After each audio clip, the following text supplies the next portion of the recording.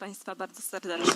Good afternoon, ladies and gentlemen. Welcome once again. And we'd like to invite you to a lecture under the Masters of Architecture by the Polish Association of Architects. And we are going to have Jürgen Mayer. So, welcome everybody. And obviously, we'd also like to invite you to a competition.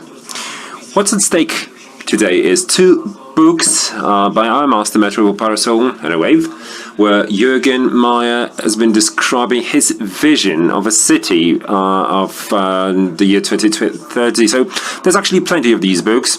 So we encourage you to ask questions to our lecturer, to our master, and the guest of honor. All the books are autographed by Jürgen Mayer.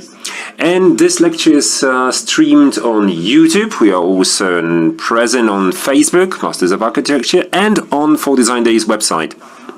Now, as far as the questions are concerned, please submit them via the 4dd.pl website.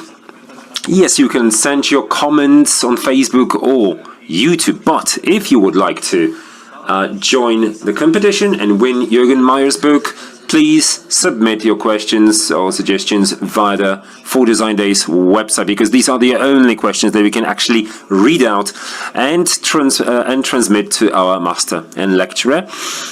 Consider that this takes about 30 seconds, so obviously this is the registration process time, so we are hoping that you will all be able to actually register, sign in on our website. This lecture is been organized by the Polish Association of Architects, the branch in Katowice, so we'd like to encourage you, obviously, to make use of our social media, Instagram, Facebook, and YouTube. See you all there during our Masters of Architecture lecture. First of all, I would like to say a few words of introduction. What is Masters of Architecture? It is the biggest series of architecture lectures in Poland, and I think that also in our part of Europe. Our lecture has been organized since 2004, and we already had the pleasure of hosting more than 60 architects who visited our city, the city of Katowice, located in the south of Poland. And I would also like to invite you to participate in our competition, where you can win the books related with our guest lecturer. It's Metropol Parasol and Away, where Jürgen Mayer is presenting his vision of the city of 2030. We have a lot of books, so a lot of you have a chance to win this prize. What you have to do is to ask a question to our guest lecturer, because today's lecture will be divided into two parts. First of all, we will have a lecture by Jürgen, but then it will take a form of Q&A, so we will ask some questions to our guest. Also, you also have a pleasure to ask him some questions, so we will choose the most interesting ones, and the most interesting questions will be awarded by Jürgen Mayer's book with his signature on the first page. So I invite you to participate in this competition. And I would like to introduce our guest. Jürgen Mayer und Partner Architekten is an international award-winning architecture office with projects at the intersection of architecture, communication, and new technology. From urban planning schemes and buildings to installation work and objects with new materials, the relationship between the human body, technology and nature form the background for a new production of space. Jürgen Mayer was founded in 1996 by our guest in Berlin.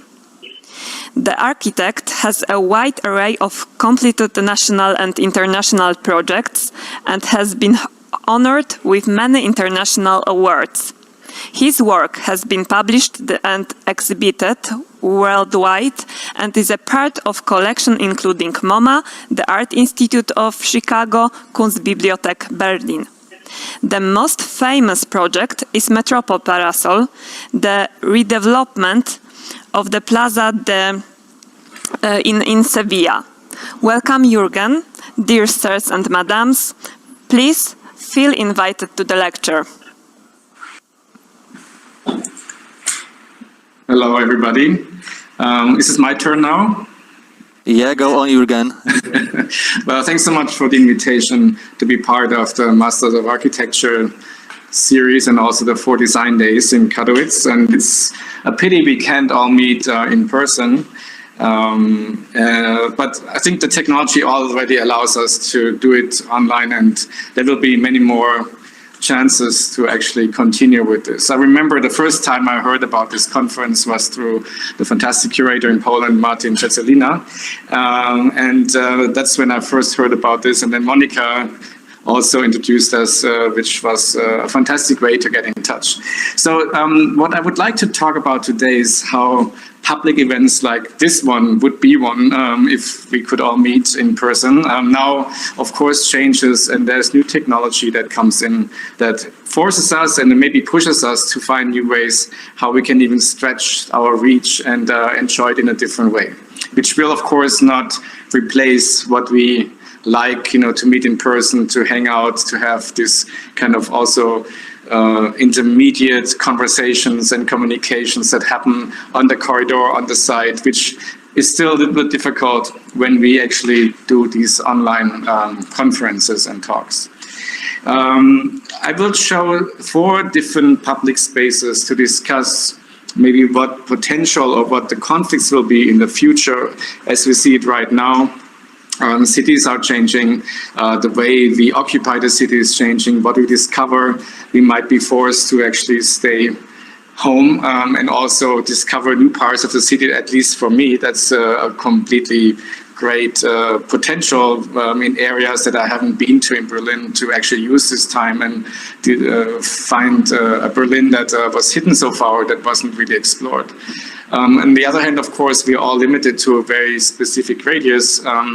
The cities are empty, but we get introductions of bike lanes within like 2-3 weeks, which took discussions for 5 to 10 years, even without the potential of being really realized. So a lot of expectations switched and things we thought wouldn't be possible became available. And this is, I think, a potential that we need to see and we have to test. And there is no one prediction where this will go. We all have certain ideas, but in general, what we can agree on is that green areas are good, that we all enjoy fresh air, that distribution is taking over how we shop and consume. There's also a kind of a re-evaluation of public spaces and what density could mean and how we can flatten the curve by trying to stretch the peak hours of densities in trains, on the streets, in office buildings. There will be kind of a time slot culture maybe that's coming after, where distribution of space and time and availability will become a new issue. Suburbia is something that is coming back, and we see people, rushing to the countrysides to live there, also because home office all of a sudden becomes acceptable. At the same time, we see that home office is not the solution. You want to communicate with people. You want to change your spaces during the day. You don't want to sit in the same room in the same location for 24 hours. So it's all a new negotiation that we will have to look at, and we can discuss this after the presentation. So I'm showing these 4 different public spaces, which are maybe a sentimental back view of what we had, but also the potentials to celebrate the city, which is, I think, the great advantage of cities. Then let's talk about in the discussion where this could go. The first space that I will show is a mediated space where also social media becomes a part of how to design maybe a gathering and an urban environment. The second one will be an indoor public space. The fourth one is a waterfront that we make available again to the city, to the people in Berlin. And the fourth one is the Sevilla project, where after the implementation, I would like to show how it really got appropriated and how people are using it now as part of their everyday life. So let's start. I will move the slides and you can let me know if it works or not, but I think it should go ahead. Yeah. So the first project I'm showing you is the XXX from Times Square with Love. It's a project that we developed together with Times Square Arts Alliance, which is the organization of the City of New York that programs the Times Square with cultural events, with sports events, with some kind of theater place, with Valentine's interventions. So it's basically the curation of the public space with culture. Our project looked at the intersection of Broadway and 7th Avenue, and we wanted to do something that changes the perspective while you're on Times Square, but also when you're in the digital space of social media. So the X, which is the intersection of Times Square, was the guiding design principle. So we always try to look for something that is specific to the site and then make that into kind of a filter how to look back at the site. So we wanted to have a furniture piece that allows you to lay down, to look up into the sky, so you change also the perspective of how you look at Times Square. It's not just the media facades, but it's the spatial environment. At the same time, of course, there are cameras that are looking back at you from top down. So you can see, they can see you lying down on these axes. And this dialogue was something that we tried to explore and make it available. Here you see how small they are in comparison to the overall X. Can you see the mouse that I'm using here, or is this something I just only see on my screen? Okay. Nobody's listening to me. You see the axis on the small circle on the lower right side. So this is the X coming from the Times Square, 7th Avenue and Broadway. And here you see them lying on the floor next to the recruitment pavilion for the American military. So in a way, this is the safest place where you can lay down in the States and have a nap, because there are always soldiers standing around you to protect you. The idea was to really refer to a recent history of Times Square. And I remember when I was studying in New York, this was just when all the porn shops and porn movie theaters were closed. And then artists started to do interventions on these places. And even when we talked to Times Square Arts Alliance, they said that somehow they get criticized, that Times Square just becomes this commercial shopping, hygienic, empty, not empty, but like clean space for commercial use. But there's a whole like seedy and interesting history to the whole streets around Times Square. And so we wanted to bring that back, maybe with a little twinkle in your eyes, where you have a reference to this kind of like special condition that New York had at that time, but it brings it back in a different way, how people come together and how they enjoy this place. So here you see at least 4 people sitting on these benches or lying down. And what is interesting, that through the geometry, you already have to negotiate with other people. The ones who are stretching out the legs, the one who wants to get in, who gets out. So you have to actually be in touch with the other users in terms of stretching, taking space, and moving around. Here also you see how it looks back onto Times Square, but everybody, of course, also uses their mobile phones, as we are so used to having this in our hands all the time. But it's something that makes everybody just sit down, rest, and they even had signs up where it says, please don't use it longer than 20 minutes, so other people can also enjoy it. These are the views from the webcams on buildings. You can go online and log into them. There are at least, I think, 30 different webcams that you can see what they observe on Times Square. And here, this is where our 3 axes are laying down. What we wanted to do is creating this relationship of lying down, looking up, and the cameras looking down, and this dialogue, how to actually use that and send that to your friends and make sure you are at the right time, at the right place, and people will know that you are, so you're sharing your experience. We couldn't really realize this part of the technical dialogue, but I think it's still implemented in the overall design idea. When I look at it, we made Snapchat filters that you can use. You could download and send that to your friends. This would be the kind of imprint, the water sign that you put on it. This is an example how we thought that you could actually send your love from Times Square via Snapchat. On the time of the inauguration, it was also in the taxi TVs when I drove home to Brooklyn. This is what I saw, and people really, enjoyed it. And if it's on the taxi TV, it's happening. So it was really part of New York. And 2 weeks later, it even was in the real estate section of the New York Times Magazine, where it said, once you're too exhausted from walking around looking at apartments and available spaces on Times Square area, this is a place to relax and hang out and enjoy the area. And this was a sign of the transformation of Times Square area. And a last view at night, which is maybe even busier than during the day, and of course, at least as bright as during daytime. It was also then later marked as one of the 10 places that define New York City in a different way.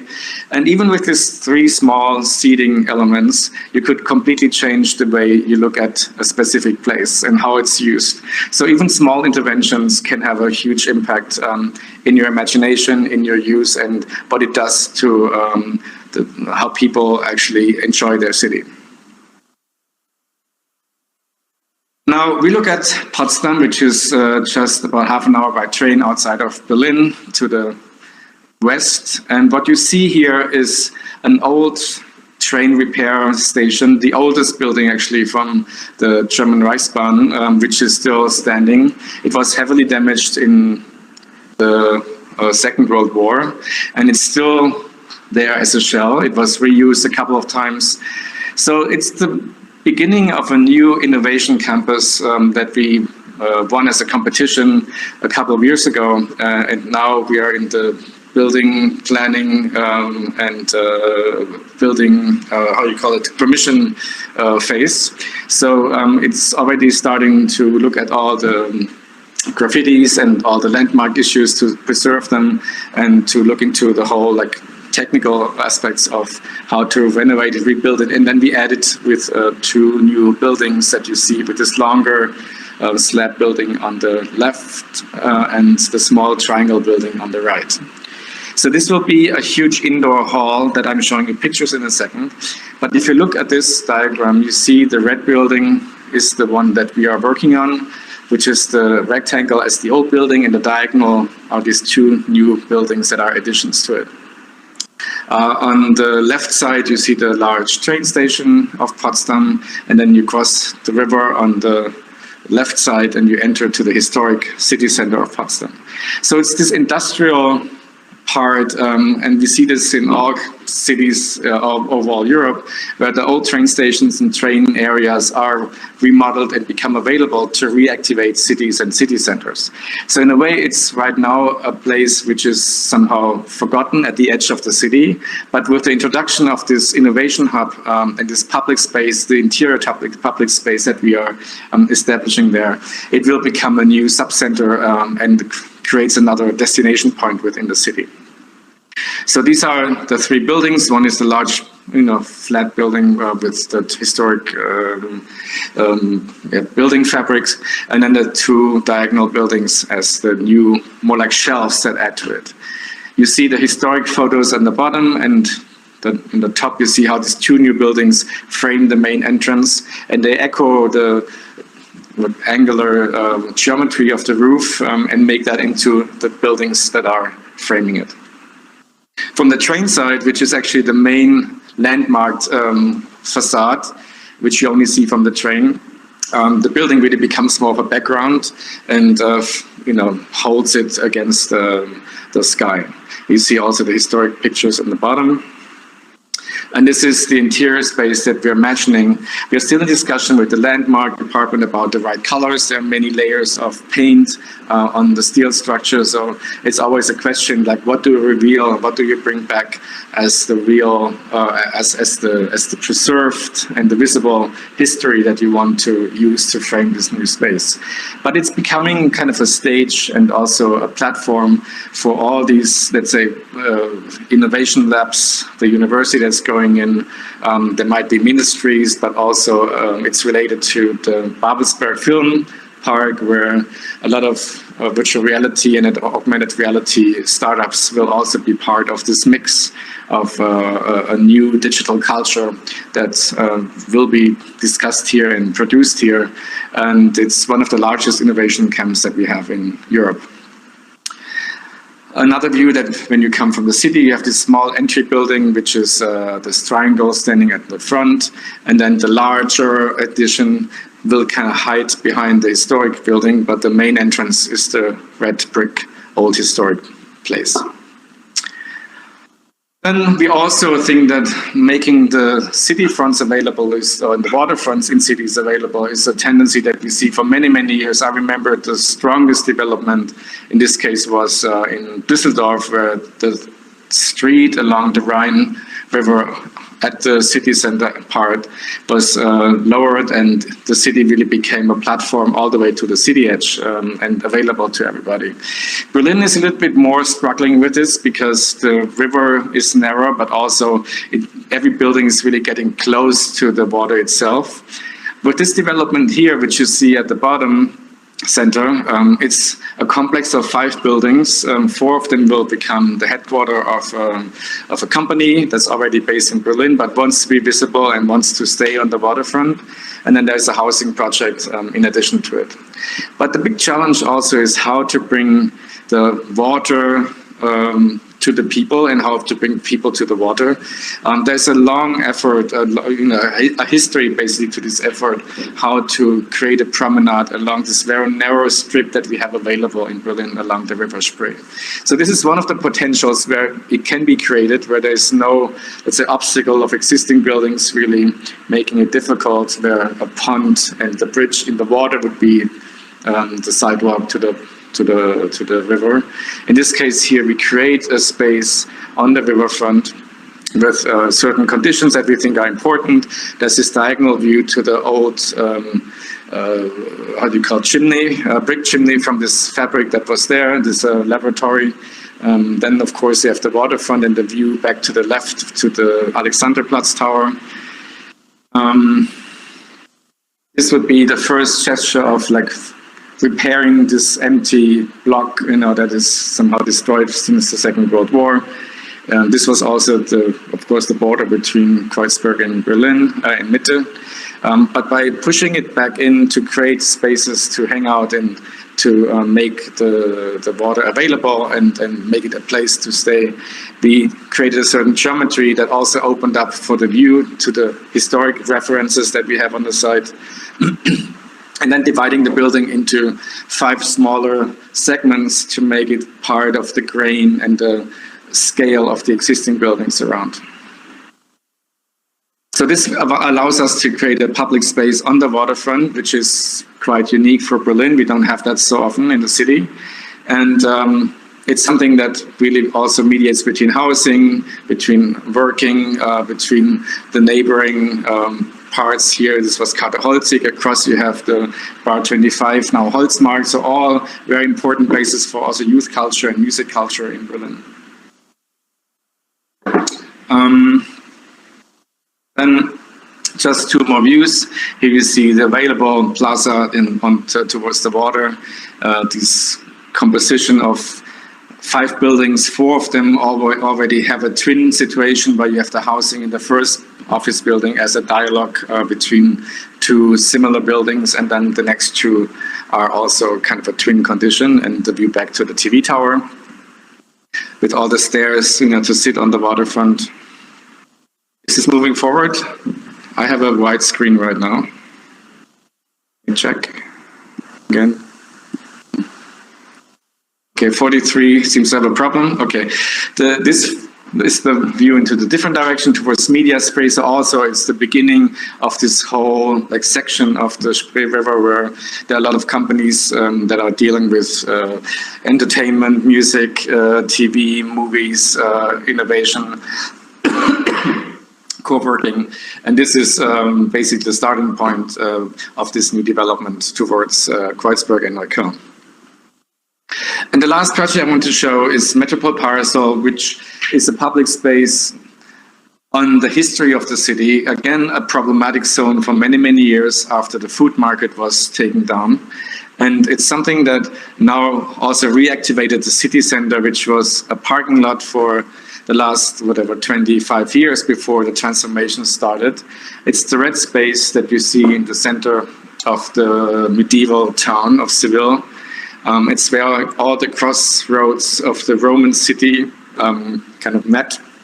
This is also really where the food market in these times happened. So the archaeology found these fish tanks, also market areas, but also villas with beautiful mosaics. So it was really the city center of Seville when it began to be established. And you see how Metropol Parasol now sits on this, not only to create a space, but really to create an object and a canopy, and to invite people to connect and celebrate the communal life.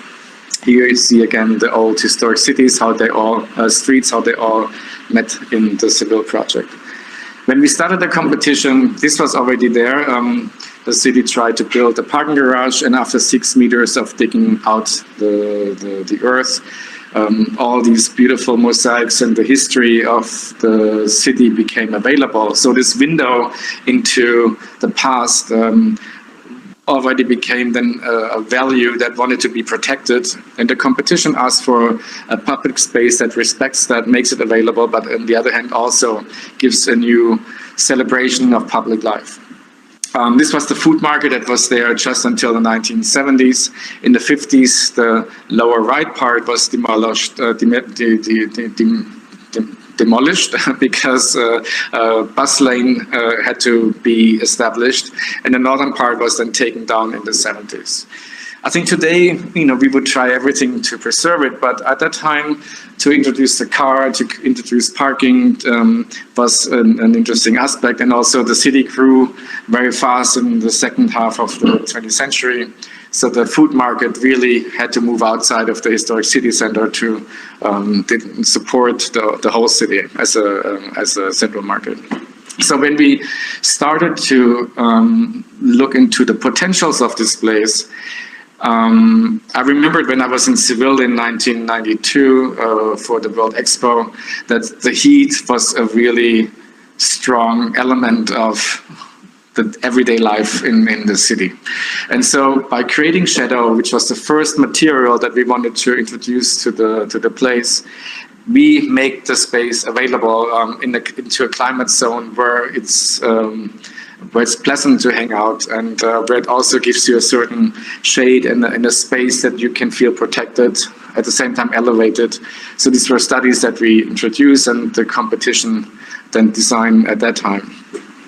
But we also looked into different references in neighboring plazas, like these huge trees, which are just at the plaza next door, like 200 meters away, or these beautiful undulated stone roofs from the cathedral, to make sure that it's a project that has references and takes also elements from the city that we found and make that into a new contribution to the city as we have it now, in a refreshing way that actually celebrates the history not as an aesthetic history, but to really look into the innovation, why Sevilla was important for our European culture, and take that innovation factor as the reference to the history. So in this case, we have a layering of public spaces where archaeology is at the bottom. Then we have the food market on the ground floor, an elevated roof, or an elevated plaza as the roof for the food market, and then the parasol with the panorama terrace and the walk. The design process somehow worked the other way around. We started with the roof, then we had to take the loads down on very specific points where we were allowed to go into the archaeology, which was researched very extensively before even the competition started. And then we layered the other programs in between, so it was kind of a sandwich, archaeology and this kind of visionary roof, and everything else somehow became layered in between. In the sections, you see also the dimensions. It's 150 meters long, 70 meters wide, about 30 meters high. So it's a really complex geometry on that scale, even more difficult. And if we think back to 2004, computers were also on a different speed level than we have today. So once you made a mistake in calculating the structural issues, it took another 3 weeks to recalculate it again. So it was really challenging, and maybe also pushed some of the developments in how to use these software programs to work on these technologies and these geometries at that time. We looked into different materials, so timber, glass fiber, reinforced concrete, steel. In the end, there were a lot of evaluations, and this is also part of what makes public space an issue. Sound pollution during construction site, sound pollution during wind. We have fire codes, we have also cost development, extension contraction with heat and cold at night. We have, of course, the way how we can detail it, how we can actually, how long does it take to put things together? Can it be prefabricated, and therefore the construction time will be faster? All these issues were constantly discussed. And in the end, this laminated timber was the solution that went through a couple of evaluation processes as the one that was decided to use for the construction. And of course, it has a lot of sustainability aspects. It's timber is also very good in tempering climate changes at the same time, or temperature changes and therefore dimension changes. But also with the polyurethane coating, we were able to save materials, so the load onto the foundations became different. There were a lot of aspects that we can maybe talk at some other time when we look closer at the construction methods of the project. The archaeology is also making available for the public, where the city was founded and what is actually at the base of all this development. But let me just finish this with a couple of views from how it sits within the historic setting of Seville. The shadow is a really important force, how to even change the impression of the plaza during the day. So this is around noon, where the grid, which is north, south, east, west, somehow is projected very smoothly vertical onto the ground. And a couple of hours later, it might be these swoops, these long curved lines that become the geometry that's defining the plaza. Or when it hits itself and projects these beautiful shapes onto the building.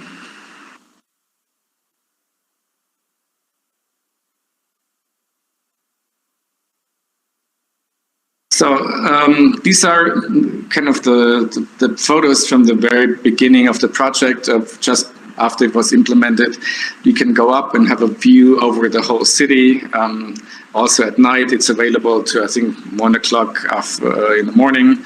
So it becomes part of the strolling. If you're a civilian, you can go up for free. If you're a tourist, I think it's about €1, €1.50, and you can also use it to get a drink on top. So it really is a very low, let's say, there's no really barrier to not go up, except that there is a control of how many people are up there.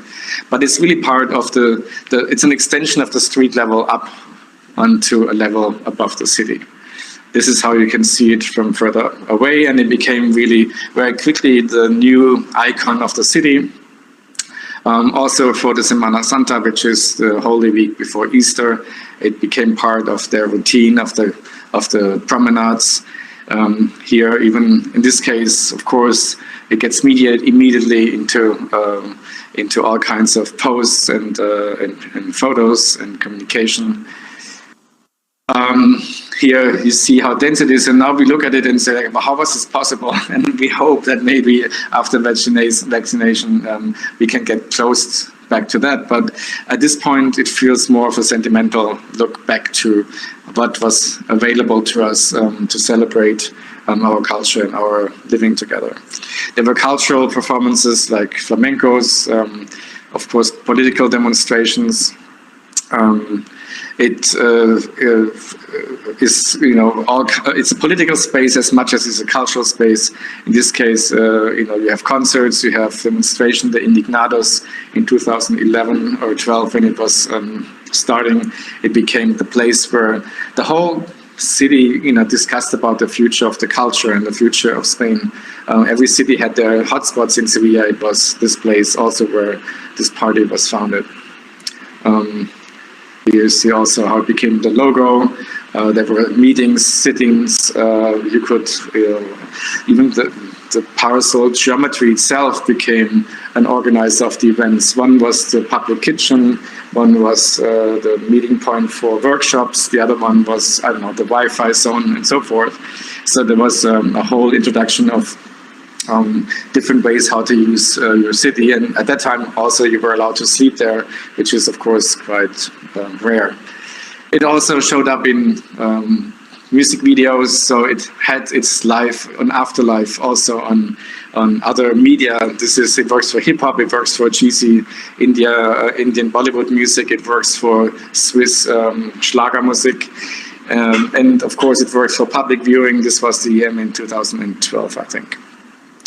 Also Red Bull made it part of their sports event tour, and Instagram, of course, has many, many pictures of it, and even became part of the social media dating platforms where people think they look better with the Metropol Parasol in the background, which I think I agree.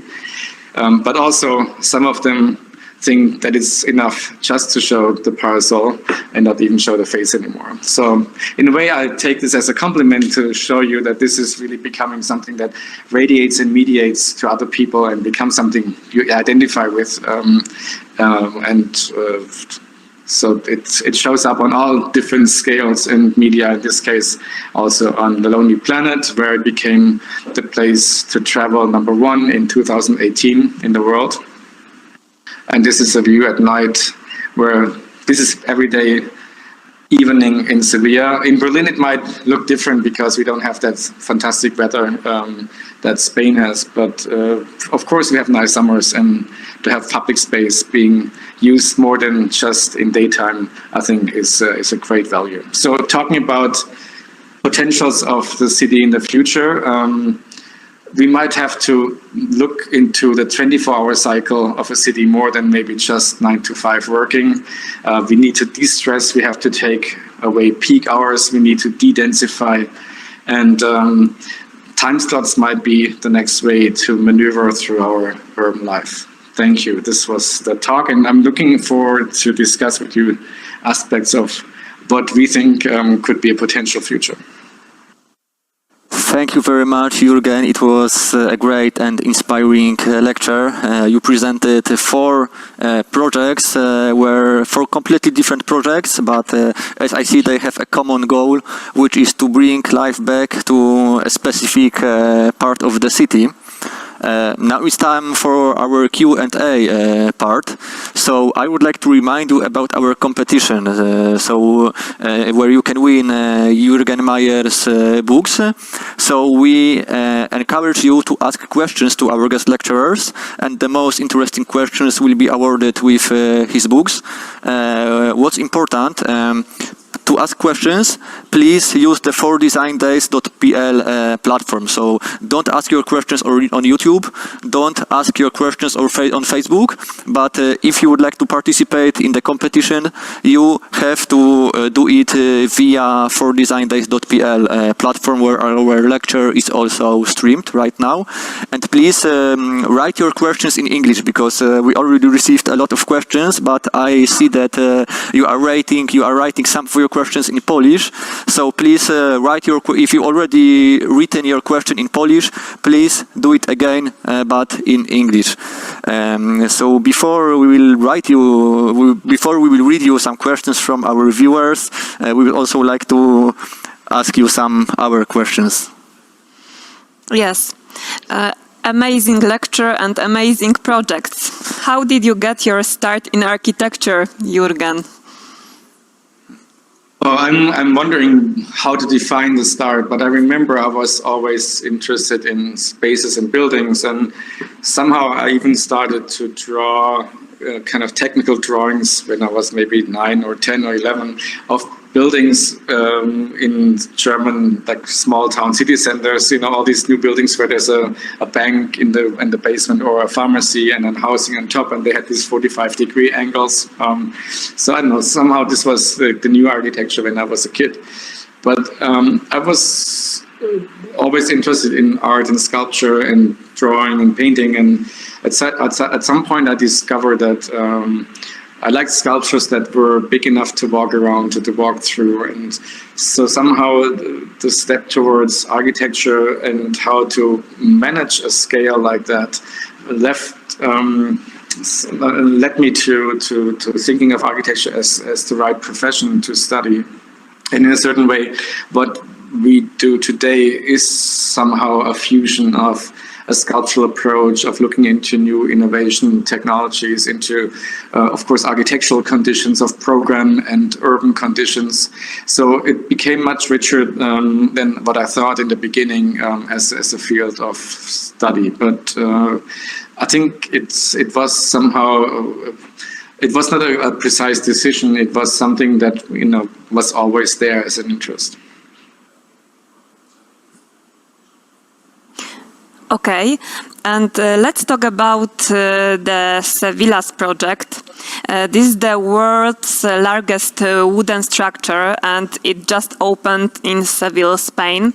Could you tell us a little bit about how you got involved in that project and what inspired you to design it in wood? The competition was in 2004, and it was a competition that was open to everybody. It was an ideas competition, and my friend Claudio Scher, who lives in Seville, he sent me the information about it and said, this is something that sounds like you would be interested in doing. And it was really a very kind of playful way to look into the, this urban condition as a means to explore something that could be new as an urban space.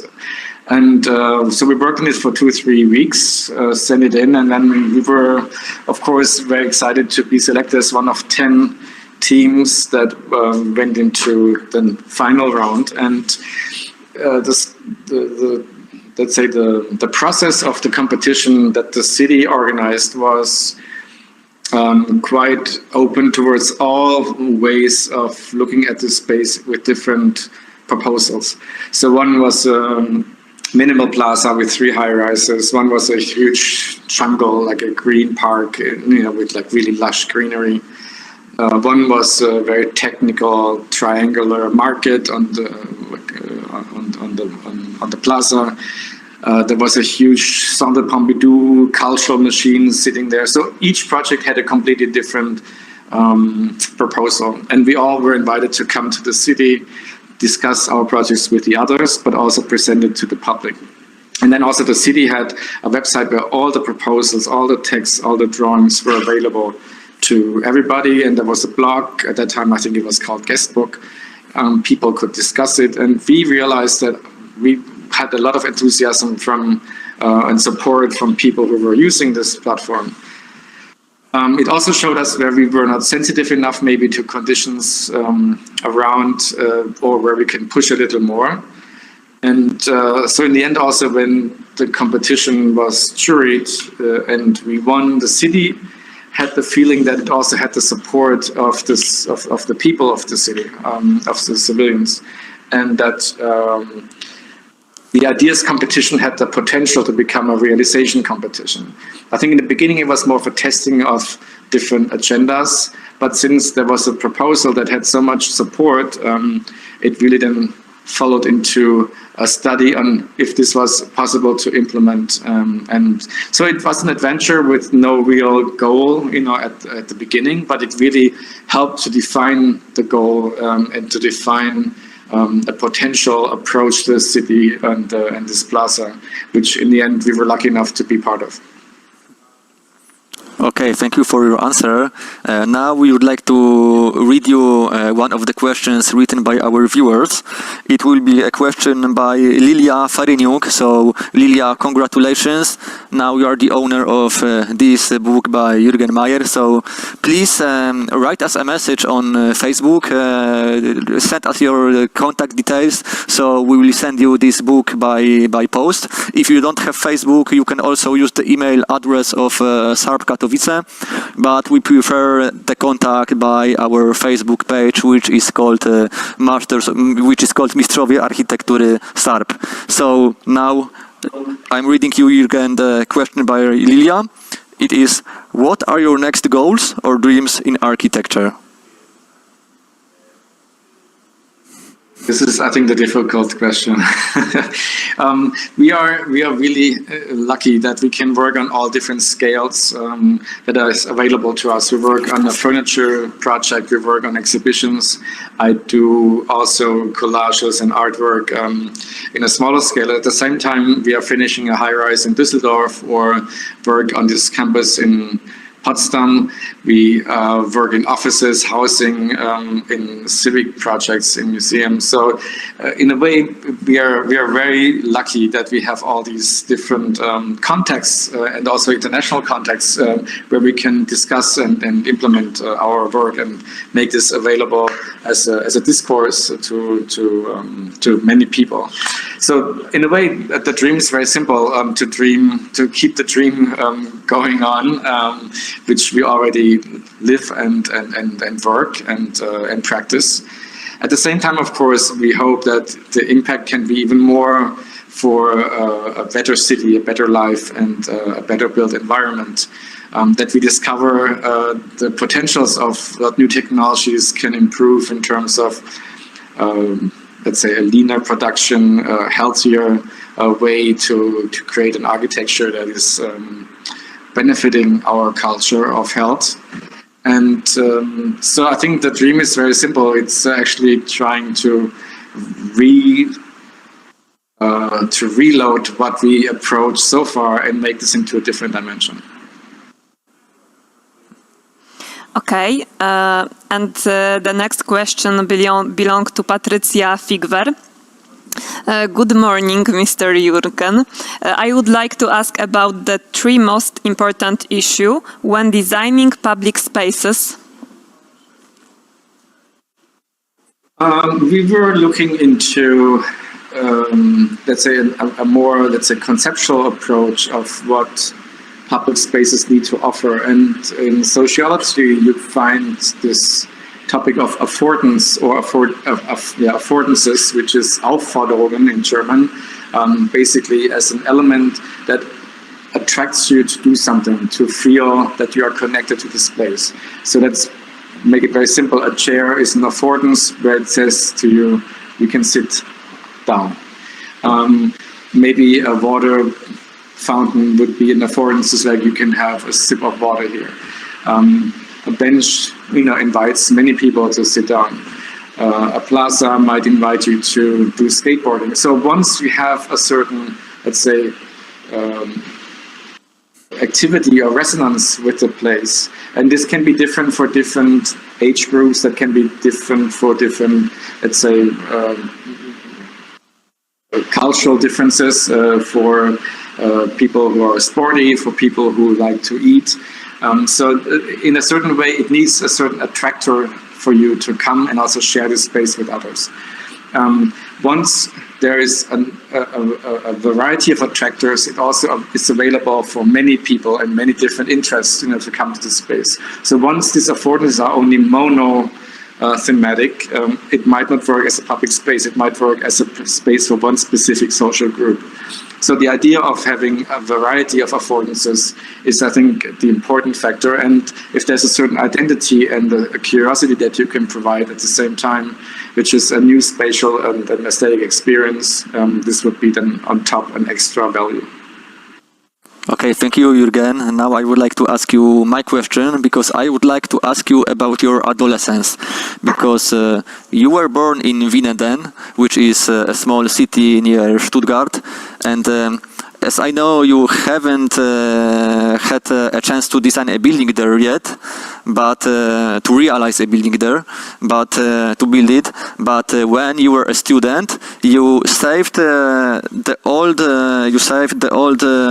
freight station from being demolished in this city. Could you tell us about that? How did you achieve that? Oh, I was still a student at that time, and I remember that there was a report in the newspaper about the redevelopment of the train station area with the bus terminal, and I felt it was really unnecessary and possible to create this bus terminal without demolishing this old timber cargo freight building next to the train station. I felt it was important to keep this as a reference to the history of that site, also because I thought it had certain, qualities that are interesting. So I was asked to make a proposal. The mayor called me. Actually, I wrote a note in the newspaper, and then all the different political parties asked me to become members of their party. And also the mayor at that time invited me to discuss it and make a proposal, which I did, which was all for free and complimentary. But in a way, it saved the building.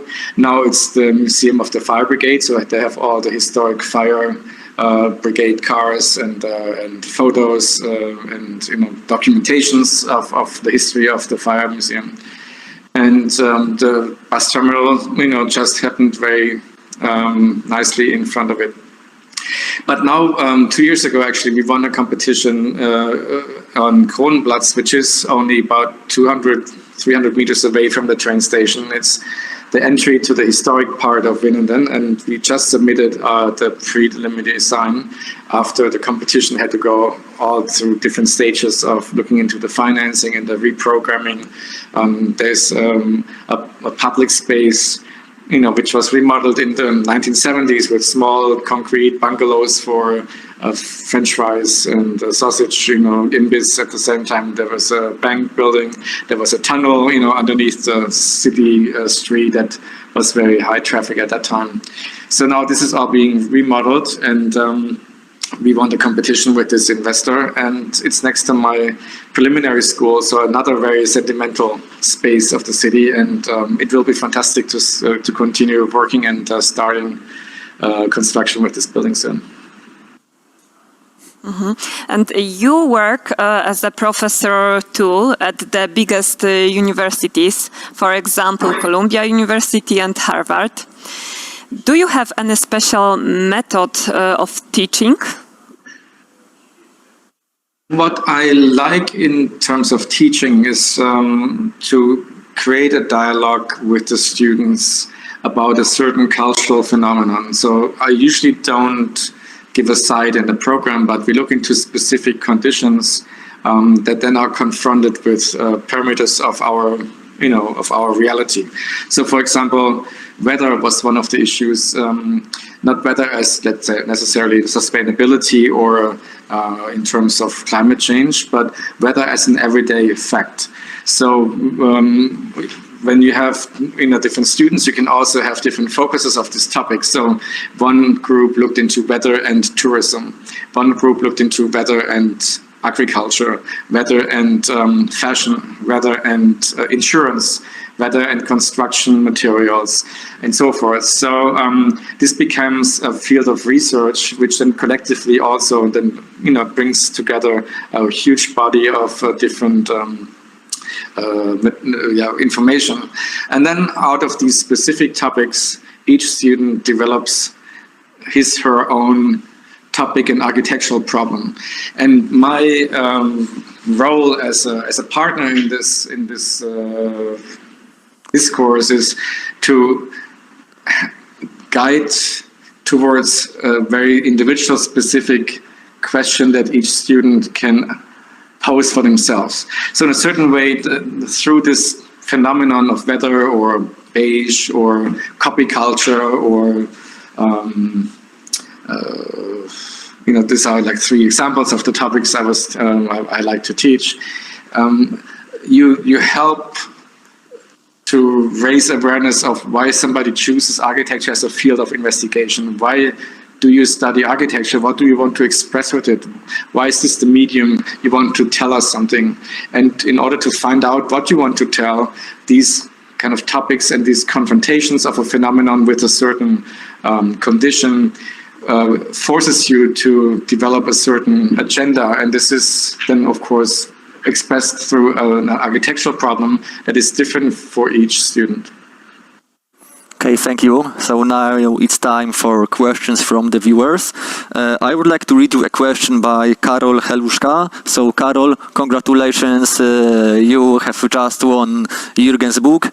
So please send us your contact details using Mistrzowie Architektury SARP Facebook page.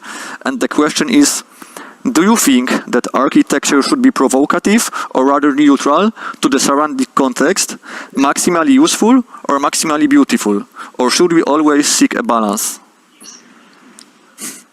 Every project has its own conditions and challenges and parameters, and sometimes it's the right strategy to sneak in, to be kind of pleasant to your neighbor, and you might actually have a certain twist or a certain discovery or innovation that is something to be discovered on a smaller level or once you get in. And on the other hand, there are projects that need to create attention because they need the energy to actually reactivate the whole urban context around, or to make a space available, or to bring a space onto the map.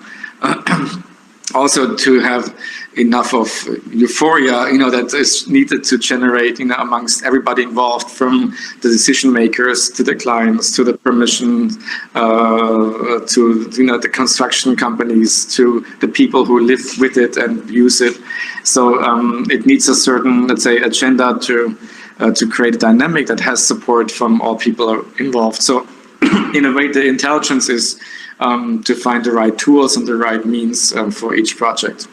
I wish there could be a simpler formula, but I think it's also a very intuitive process and decision-making process that you have to, just in conversation and in dialogue with people, that are part of your team and part of the team who wants to develop it, that needs to be discussed and explored. It's a testing, it's a trial and error process.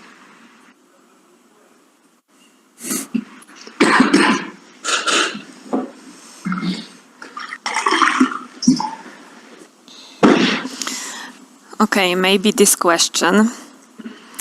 Anna Lipiasz. I have a question about designing in city centers. How to build a dialogue with citizens as an architect while working on the project? This is a very important question, because it always means that you need to really look at the cultures that are the context of your work. When I present the project in Sevilla, of course, this is something very specific to that place. It wouldn't work in Berlin, or maybe in a different city in Germany. It might work in a different climate, but it's something that you have to somehow find out what are the ingredients of that place, and by taking something that is potentially strong enough to be extracted and to highlight the overall place, then you get to fine-tune the relationship of the context with a program, with maybe also the way you communicate a project to the public. In this case, in Sevilla, it was really a very open, transparent process.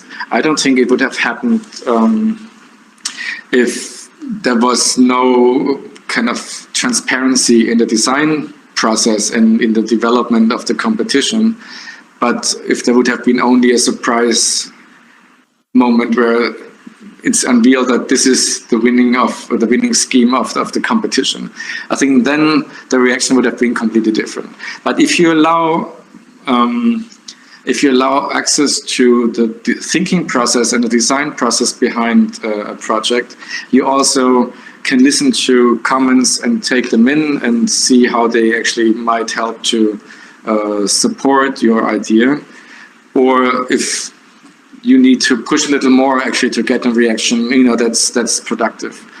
But in a certain way, I think allowing people to understand why you come up with a certain proposal is very important because it allows a dialogue that's longer than just the surprise moment. Okay, so now I would like to get back to your lecture because you presented two buildings. It was Metropol Parasol and it was Row campus in Potsdam, and where you presented a dialogue between the past and the present. That's a very popular topic in the contemporary architecture, is bringing new life to old districts or to old buildings. And tell us, what, in your opinion, what should architects take into consideration when designing buildings like that, when connecting past and present? Well, there is a certain respect that each of the projects have to bring in the new towards the old, but also the old towards the new. Old doesn't mean necessarily it's better. It just means that it was there before. And when the new comes in and actually reactivates the existing buildings, there needs to be a certain sensitivity where I think you allow traces and fragments of also the use of the history to survive the renovation and revitalization. And at the same time also, I think the old building has to somehow embrace the new conditions around, and therefore there needs to be changes where maybe openings have to be different. There's new technology coming in. You have also different forms of energy, let's say parameters of solar energy, of different heating systems. All of that, of course, updates it. I think in bridging histories and time frames of projects, there's, I think, a larger, let's say, anchor towards the site. And if you can keep certain fragments of that,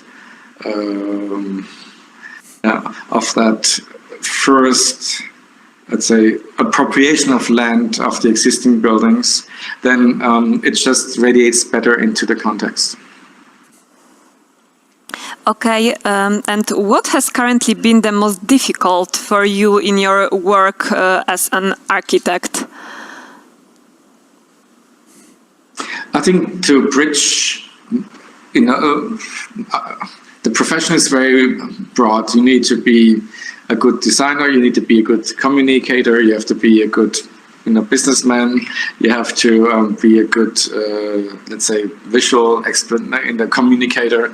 You have to know, the technical innovations and parameters. So it's a very broad profession that I think by looking at the complexity of it, it's also the beauty that you need a network, and you're actually working on this in a network of specialists and of people who have different forms of, let's say, engagement and talents, and also getting excited about different parts of that profession.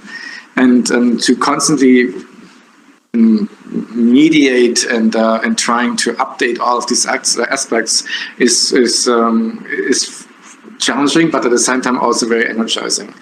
But I think that's maybe one of the biggest challenges in order to create an architecture that is something that offers more than just building a building, but it's architecture as a building, which is a discourse about our contemporary culture.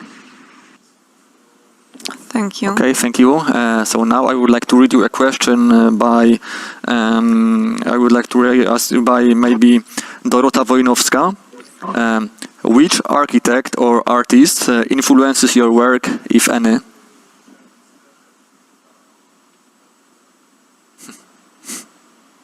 This changes over time, but I remember that Friedrich Kiesler always is anchor point, an architect who was working on a building scale, on exhibition design, on experimental spatial explorations, with graphics, with a certain, let's say, flexibility, working with media and looking to exhibition design. So he was a person who somehow was inspiring to work in these different scales and disciplines. And yeah, I think this is one of the, let's say, anchor points that always come back. But in the very beginning, I think Eric Mendelssohn was a really important architecture figure for me. But also, if I look into Tadao Ando or Justyna or Mario Botta, which were all kind of fresh architecture agendas when I was a student, what I liked was that there was a certain, it's an abstraction to it, that the sculptural quality was more than just showing here's a stair, there's a window, but it was an overall composition that I found compelling, and that was something I haven't seen so far before. So maybe that was a principle to design architecture that is kind of playful when it comes to reading the scale of a project, in reading how program is infilled into a spatial organization, which is not about fulfilling the programmatic needs. Of course, that's important, and that's something that we can do, and it has to also fill in the financial conditions.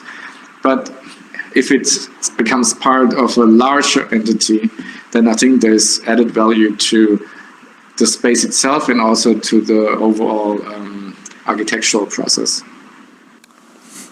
Okay, thank you, and congratulations to Dorota for winning the book.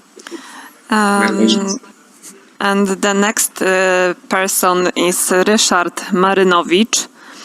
When designing on the waterfront in the future, will you prefer to create access points for waterfall or for anglers?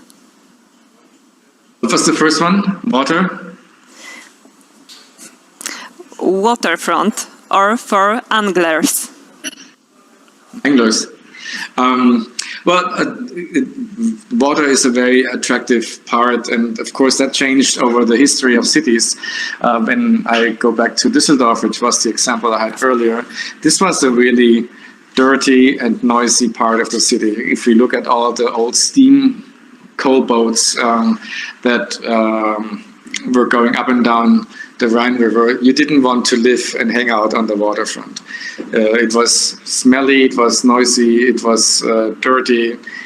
And after these boats were gone and the technology changed, and also transportation roads changed away from water to maybe trains, all of a sudden the city had a different part of that was available for enjoying the river again, because all of a sudden this infrastructure was gone, and also it became more of a healthy part of the city again. So whenever there's a transformation of a technical system, let's say, barriers of old towns, all these walls became parks after, they became useless for protection of cities. Old train tracks in cities become parks, as we see with the High Line in New York. So also the waterfronts became increasingly attractive again as a site to enjoy the city with a different, let's say, spatial and climatic condition. In Berlin, since the water is really not clean enough to swim, there's one pool that is actually floating in the water, so you can swim in the river, but it's a pool hanging in the water. So this is a very attractive point to go and get closer to the waterfront. Walking along the river is another goal. As I mentioned before, it's really complicated in some parts because you can't walk along the water. You have to actually put a pond or a bridge as a pathway into the water. In some areas you can go up. We will try to bring this as a really important new public space to our site, which then might convince all parties involved, the city, the Senate, but also developers and owners of sites along the water, to understand how important it is to actually make this available again to the citizens. So yeah, you can actually hang out there, just read. You can use it with a boat. There are also questions about if boats can become another public transportation that runs through the water, and not just, and this is more or less than fresh air, not just subways and buses. And we hope that one of these important anchor points is our project there. Okay, so in my previous question, I've asked you about the past. So now I would like to ask about future, because our viewers have a chance to win your book entitled Away, where you present your vision of the city in 2030, where our life is dominated by digital technologies. So I would like to ask you. In what way, in your opinion, will we interact with the urban context in the future? Well, you're talking about how the urban future world. That was a really great moment to explore how self-driving cars and the electrification of cars will have a different infrastructure potential for our cities. And what we see now is that with less cars in the city, there is already space available for bicycles, for example, but also for green areas, for parks along streets. And at that time, with the Away project, we were exploring how, if self-driving cars are introduced and no more car drivers are involved, you can actually squeeze more cars onto one lane, and you don't need 2 or 3 lanes for a busy street anymore. Also, there will be no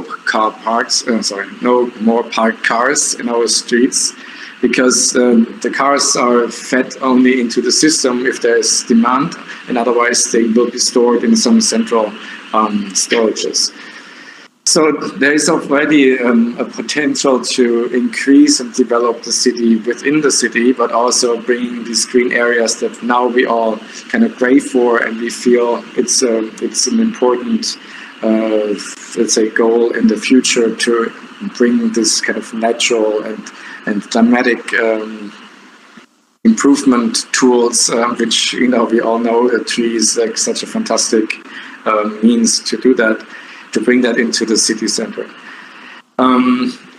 We also looked into the way how the car then can become more than just a driving tool.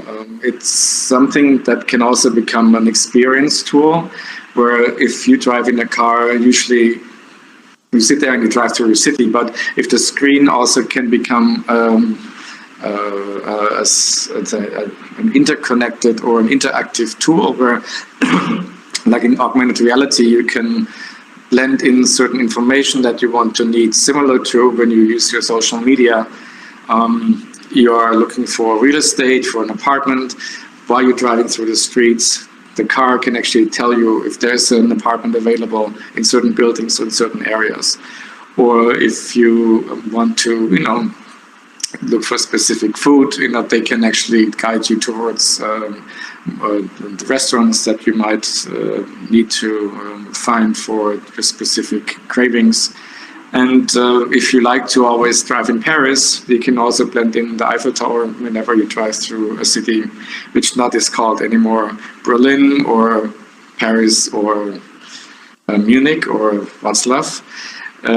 It's actually then becoming your city, my city, or the person who sits in the car and drives through a specific urban environment. Okay, so we are talking about architecture, but beside architecture, you are also a big fashion lover. You cooperated with Calvin Klein, and you designed a special collection of asymmetric sunglasses.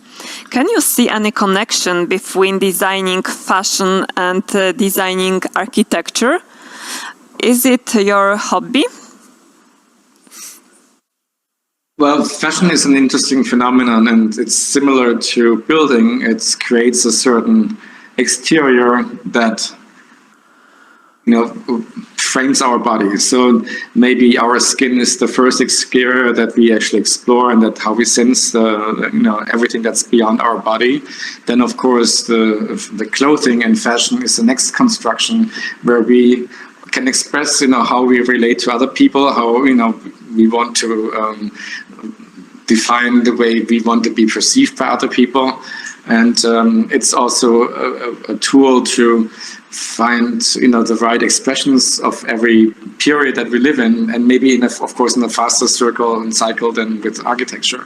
But it's one of these layers, like an onion, that constantly is reconstructed.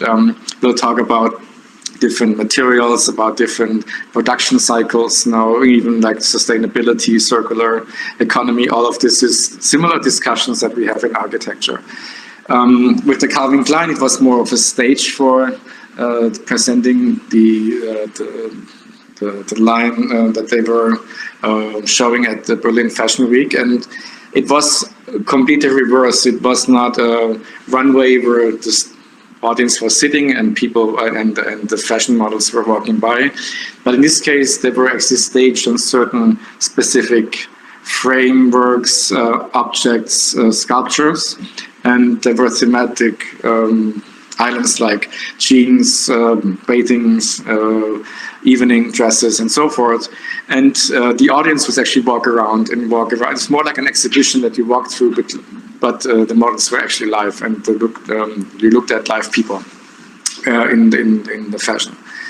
The eyewear that we designed for IC Berlin was a different way of how certain ideas of beauty can be rethought. And if a face looks symmetrical, but we all know it's not because there's certain shifts between left and right, the asymmetrical eyewear was somehow looking into these differences of asymmetry as a form of beauty, because we know that once there's a certain shift between the symmetry, it's actually closer to an understanding of beauty somehow than if it's too perfect. So these little differences and imperfectness issues were part of the design principle of these glasses. So there were like a bend in the geometries, or one glass was smaller than the other within the frame. There were different aspects of maybe colors and how that changed in the frame. So this was a really interesting experience to work on. But fashion lover, I like fashion, but it's not an obsession of mine. Okay, thank you. Okay, so now we rapidly move to the questions of our viewers to give to more people an opportunity to win some of your books. So now a question from Anna Radłowska-Tabor. Are you equally enthusiastic about designing large projects like this one in Sevilla, as you are about designing little architecture or urban furniture? And which one of your projects is your favorite one? So these are two questions. Yeah. Well, every project has a different time zone, and sometimes you're surprised how quickly a project can be realized, and sometimes it just doesn't stop. It continues and continues.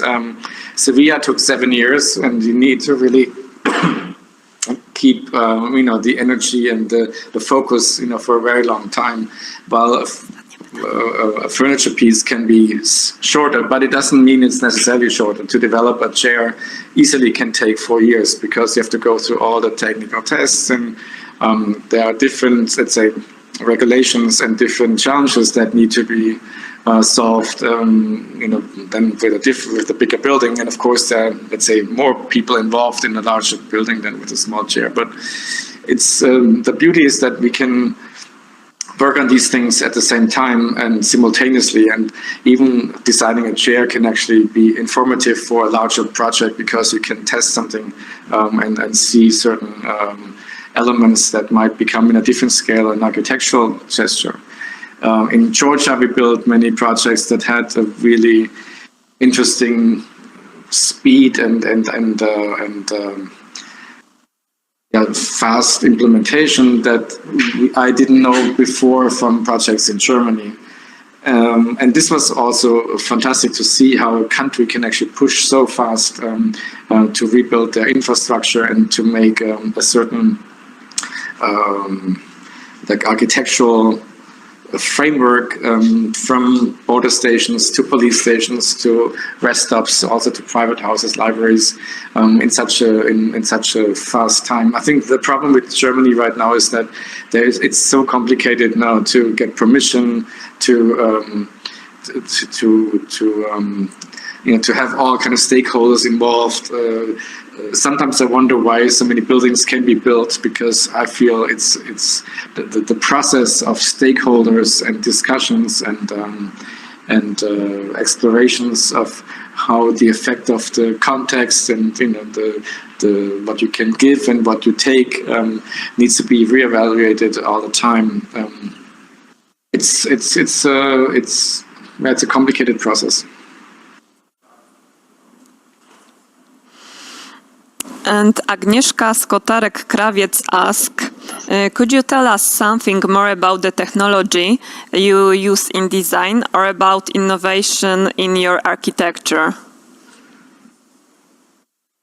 There's no one solution that we know from the very beginning when we design a project. It starts usually with a spatial condition that we would like to implement, and then we look at the right construction materials and construction methods and the way we can achieve this spatial atmosphere and this spatial expression.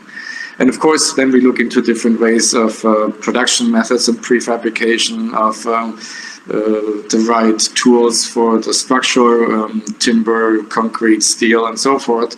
But also when it comes to the cladding and the surface that you touch and that you see, it's something that needs to support the overall integrity of the project. So we don't really have one favorite process. I think every project starts with a new investigation, but in the beginning is the space and the sculptural quality, with all, of course, economic and programmatic conditions to be completely solved and prepared for. But the building itself has to have an appearance and has to have a certain integrity that then needs to be explored. And sometimes we make proposals that we don't know yet how to implement, but this keeps us somehow, this challenges us to be innovative, to use our network and partners in crime, engineers, specialists, and so forth, to really look and push ourselves with our knowledge to try to combine this into a certain knowledge improvement that we can also then use and share with other people and other architects and for other projects. But in general, if there's a move in the beginning that is ignoring these aspects, it forces you later to actually implement them, but it also poses us questions that we couldn't have asked before because we would have been too safe to do something. So a certain, let's say, adventure and a certain uncertainty that is part of the design process actually allows you to really push yourself and create these innovation parts. Okay, thank you very much. Now I would like to read you another question that's a little bit different one, but it may be interesting for a lot of our viewers. It's a question by Andrzej Leja. Good morning, Mr. Mayer. I would like to ask if you organize internship programs in Berlin as a studio, and is the knowledge of German required? Yeah, we love to have interns, and yes, we actually prefer German language skills. Somehow it makes the communication easier in the office. We mainly work in the office with the German language, and also in terms of communication beyond the office limits, I think it's helpful. So we are not 100% limited to that, but it would be a great adventure, yeah. Okay, and Agata Tomińska asks, what is the funniest thing you have ever heard about architects? Oh. I might have to think about it. Maybe I can answer it at the end. Okay, so I will read one more. So please think about that. Okay, so.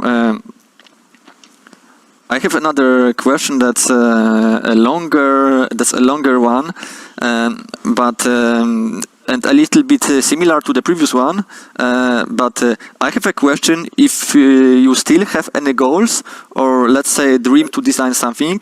I mean, if you do have any dream to design a building for a specific client or in a specific place or with some specific but yet not possible to obtain parameters at the moment. So maybe it's something that you would like to design, but our current technology doesn't allow us to do that.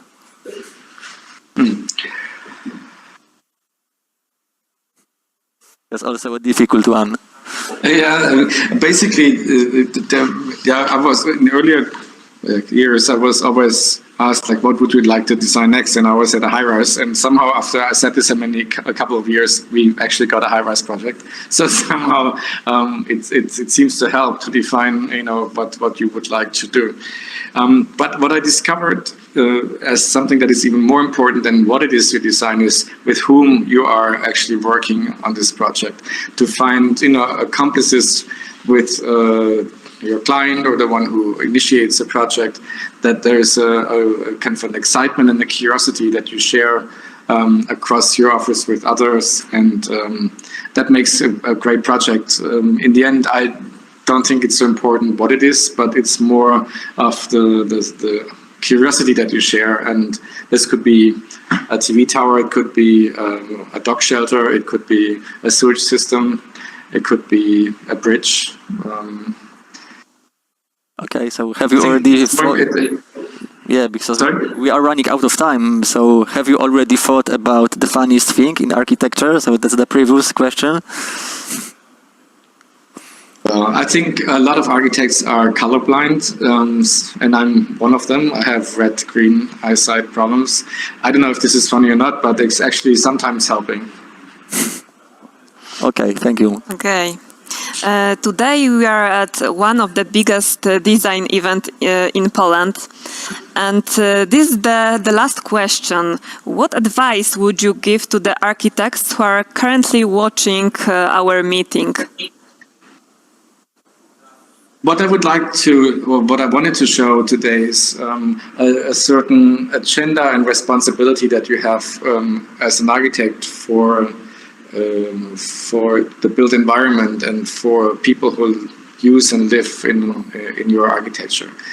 And I think when you allow people to understand why you're approaching a certain project with your ideas, then there is a dialogue and a discourse that you can achieve.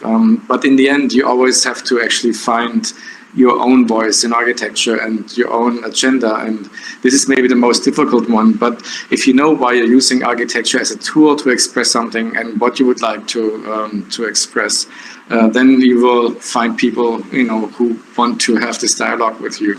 So it's a long process, but I hope that even when students are listening to this conversation today, trust your instincts and trust your also intuitions, but of course there's a certain discourse that you have to participate in. There's an interest and a discussion on how commons are important in our urban conditions, how digital tools will change the way how we design and produce, and also how our culture today also always needs an architecture that is of today. Okay, thank you very much for your answer. So I would also like to thank to all of the participants and thank you for all your questions. We received really a lot of questions, so we are able to read only a little part of them. So once again, I would like to remind, if we read your question today, please send us a message on Facebook, and then we will send you the book by post. So please send us your address, and I think that within 1 or 2 weeks you will receive Jürgen's book. Also, we would like to thank you very much, Jürgen. As you saw, we only had 90 minutes today, but there are still a lot of questions. So I hope that when the corona situation will get back to normal, we will have a chance to host you here in Katowice. Can you come to visit us personally in the future? Yes, of course. I'm looking forward, and it's great to have this moment today. But yeah, I'm coming to Katowice as soon as it's possible. Okay, Thank you so much, and congratulations to the winners. It was a really fantastic day. Also in the morning, the discussion with all the other participants. So congratulations to 4 Design Days and also Masters of Architecture conferences. Your lecture was amazing. Thank you very much. Thank you, and we invite you all to participate in the Masters of Architecture lectures in the future. I hope that the future lectures will have a standard form instead of the online formula. And we encourage you to follow our social media channel, which is Masters of Architecture on Instagram, which is Mistrzowie Architektury SARP on Facebook, and Masters of Arch on Twitter. If you are watching our lecture on YouTube, in the description you have a link to all our social media channels where you can find all of the details about our series of lecture. So today it was a great meeting with a fantastic and extremely interesting architect. So thank you to all of you, and see you in the future. Thank you. Thank you. Goodbye. Bye. Bye.